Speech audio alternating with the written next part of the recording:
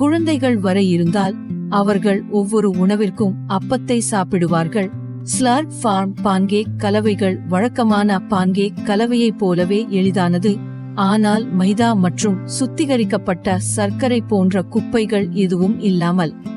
சரியான அப்பத்தை உருவாக்க மிக்சியின் அரை பாக்கெட்டை 1 முட்டை மற்றும் அரை கப் பாலுடன் கலக்கவும். நீங்கள் ஒரு முட்டைக்கு பதிலாக 2 டீஸ்பூன் உருகிய வெண்ணெய் சேர்க்கலாம். இது போல் இருக்கும் வரை இதை மிருதுவான மாவாக கிளறவும். இப்போது மாவை ஒதுக்கி வைத்து மிதமான சூட்டில் ஒரு தட்டையான பாத்திரத்தை சூடாக்கவும். பான் மிகவும் சூடாகவோ அல்லது மிகவும் குளிராகவோ இருக்கக்கூடாது என்பதை நினைவில் கொள்ளுங்கள். கடாயில் எண்ணெய் அல்லது வெண்ணெய் சேர்க்கவும். இப்போது மாவை சூடான பாத்திரத்தில் ஊற்றவும். விரைவில் நீங்கள் கேக்கின் மேல் பக்கத்தில் குமிழ்களை பார்க்க தொடங்குவீர்கள். அப்பத்தை புரட்டவும், மறுபுறம் சமைக்கவும். இது உங்கள் அடையாளம். அப்பங்கள் தயாரானதும் பழங்கள், தேன் அல்லது வேர்க்கடலை வெண்ணெய் போன்ற உங்கள் குழந்தைக்கு பிடித்த டாப்பிங்ஸுடன் பரிமாறவும். மகிழ்ச்சியான உணவு